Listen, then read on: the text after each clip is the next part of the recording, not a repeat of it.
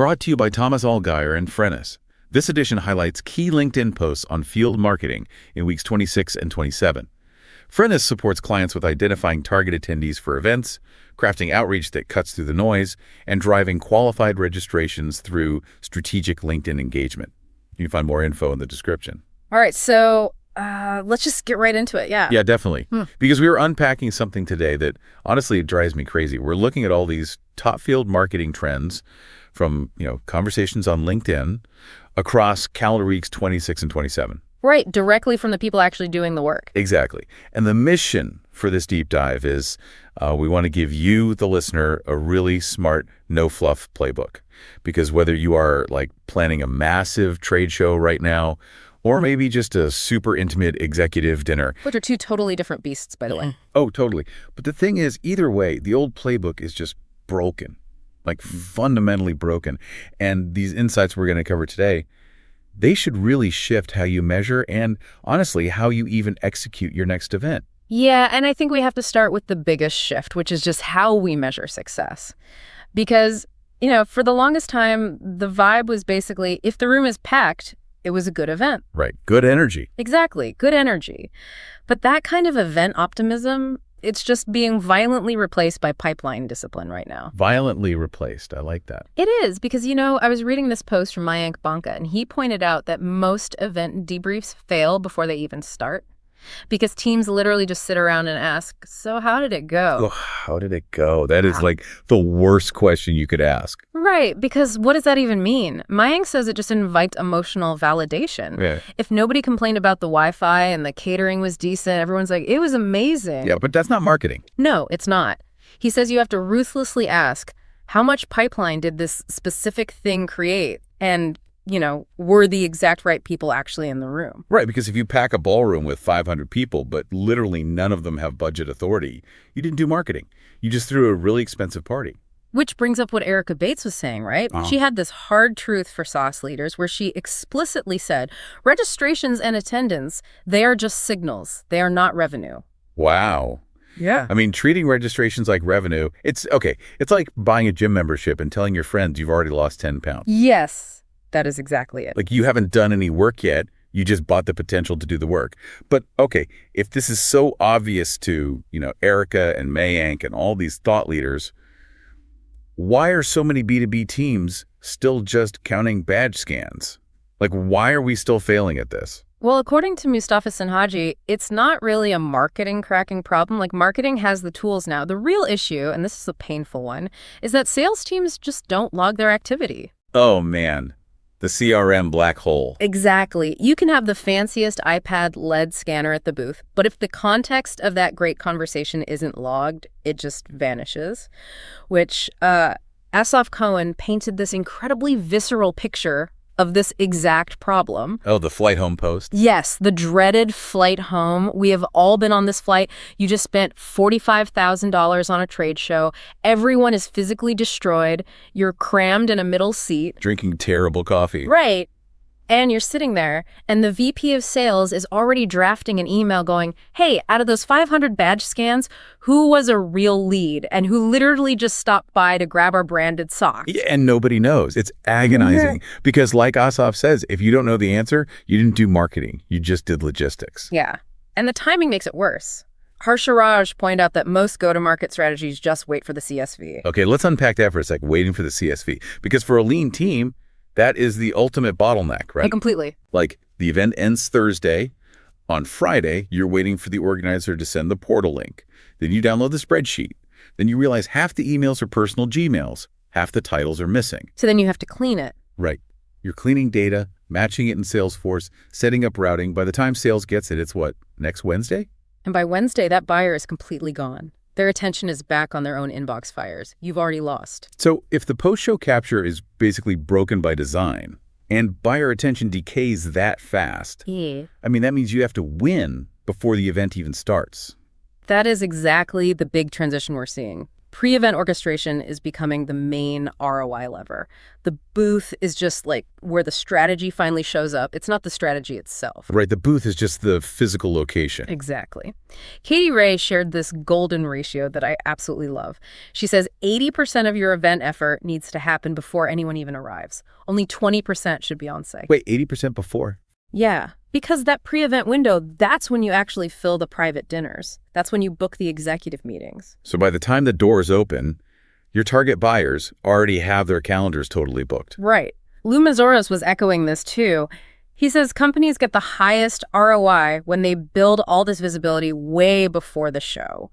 So targeted media, content drops, promo touch points, all weeks in advance. Okay, but let me push back on that a little, because if you're a really lean marketing team and you're doing all this heavy lifting, the media, the outreach, and you already booked the meetings, when do you even start? And honestly, why even have a booth at all? Well, Henrik Beckman has a rule for this. He says you basically have to spend as much time promoting the event as you do planning it, which is hard because planning feels like real work. Right? Oh, yeah. Picking out menus and lanyards feels super productive. Right, but it's the promotion that actually matters. And to answer your second point, sometimes you shouldn't have a booth at all. Really? Just skip it. Yeah.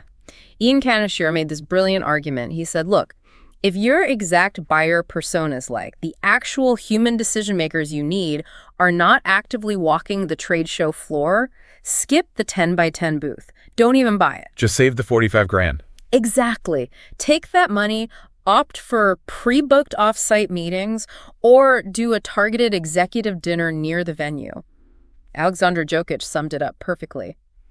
You have to treat these conferences as full commercial campaigns. A campaign, not a brand presence. Right, with a rigorous pre- and post-event system. I love that. A commercial campaign. Yeah. Because let's say you nail that 80%. You did the outreach, you got the right people to show up to your dinner or your activation. You still have to, make them care when they get there. You can't just hand them a corporate brochure and be like, thanks for coming. No, definitely not. And this is where I'm seeing this huge shift in language on LinkedIn. People are moving away from just event delivery and talking about experience architecture. Experience architecture. It sounds so much more strategic. Right. Like Laura Grandy-Hill was talking about this. She has a background in theater. And she says event design should mirror theater production. You have to map the entire attendee life cycle because at the end of the day, it's human connection that wins the boardroom deals. Yeah, standard sales pitches just kill credibility in those moments. Exactly. But I think the fear is that experience architecture sounds like you need $1 million budget, but you really don't. You just need local relevance. Oh, like the ReFriends example. Yes. Naaman Sarawagi shared this. It is so brilliant. Yeah. So ReFriends is a software company, and they were doing an activation in Surat, India. Instead of buying this massive generic corporate stall, they just tapped into local culture. With the street food, right? The locho. Yes, locho. So locho is this super popular local street food there. But linguistically, it's a genius play because in their local context, the word locha means trouble or chaos, like accounting chaos. Oh, that's so clever. Right. So instead of doing a boring software demo, they just handed out free locho with this message about solving your accounting locha. It didn't feel corporate at all. It felt natural, it resonated emotionally, and I guarantee it cost way less than a standard booth. That is exactly what experience architecture is. It's context over footprint. It actually reminds me of what Mariam Gogidze was saying about Wimbledon. Oh yeah, the Wimbledon post was fascinating. Right, because she was looking at Wimbledon not as a tennis thing, but as brand architecture. And her main takeaway was premium brands don't shout. They don't shout. I love that. We shout so much in B2B. We do. We think if the logo isn't glowing and 10 feet tall, no one will see us.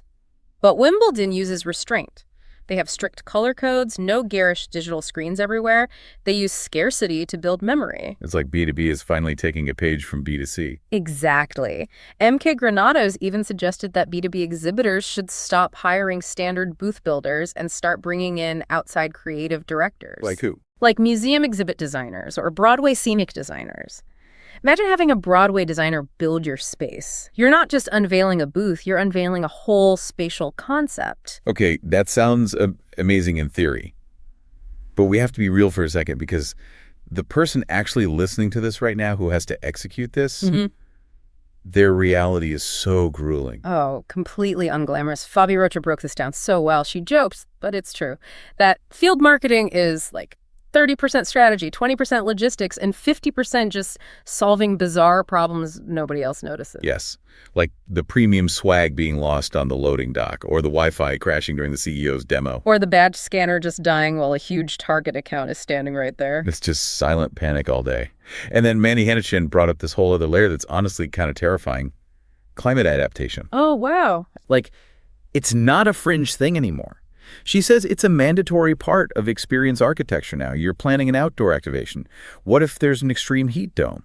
What if a sudden torrential storm hits? You need industrial ventilation, hydration protocols. So you're basically a crisis manager now, too. Exactly. It's moved from just keeping people comfortable to literal corporate risk management. Okay, so let's just look at this mathematically for a second.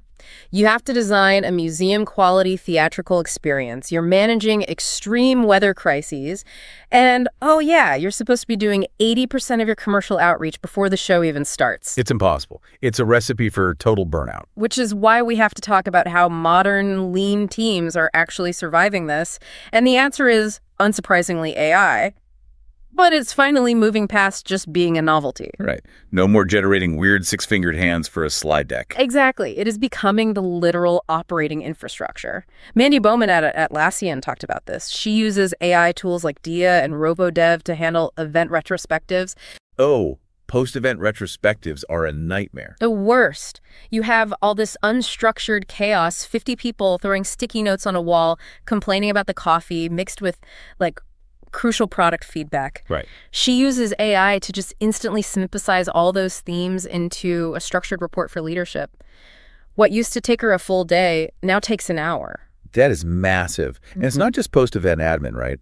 Sarah Scarian built this AI agent called Fifi, and it's a full campaign builder. Wait, really? Yeah. You feed it a strategic brief, and in minutes it drafts the registration copy, the reminder emails, social posts, speaker spotlights. And the coolest part is it actively checks the output against the company's specific brand guidelines, so it doesn't sound like generic robot speak. That's incredible. And you know that CSV bottleneck we were complaining about earlier? The dreaded spreadsheet. Right. Bryce Alston and Zane Roberts highlighted something called Ask Popple. It's basically an AI assistant that lives inside Claude, and it dynamically enriches attendee data. Just on the fly. On the fly, you can literally just ask it a natural language question to generate an executive-ready ROI report. No manual deduping, no fixing formatting. It just does it. Okay, I have to ask the obvious question here. If we have AI writing the run of show, drafting the emails, cleaning the CSV, and building the ROI reports, aren't event marketers just designing themselves out of a job? That is the big existential fear right now. But the reality is actually the opposite.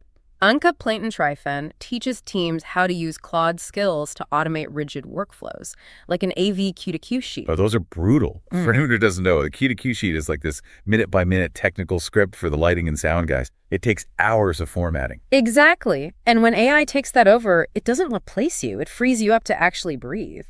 Alex Adkins was at Event Marketer Day, and he said there was this huge consensus in the room. Marketers aren't trying to automate creativity. They're automating the soul-crushing admin work. So they actually have cognitive load left for, strategy. Right. And relationship building. Because an AI doesn't know what locho tastes like. Right. It doesn't understand the cultural resonance of street food in Surat. Exactly.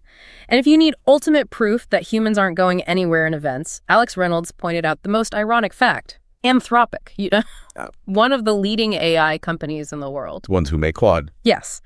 They just posted 6 open roles for in-person event marketers across San Francisco, New York, and London. Wait, really? The AI company is hiring humans for physical events? Yes. Because even the smartest AI leaders know that you simply cannot automate what happens when the right 2 people end up in the exact same room at the exact same time. Wow. AI just makes finding those people faster, makes the logistics seamless, but the trust that actually closes the deal, that is entirely human. That is, honestly, that's incredibly validating for anyone grinding it out in field marketing right now. And it brings this whole thing full circle, right? We're ditching the vanity metrics. We're orchestrating the campaign before the doors open. We're building theatrical experiences instead of generic booth. And we're using AI to handle the chaos so we can focus on the human element.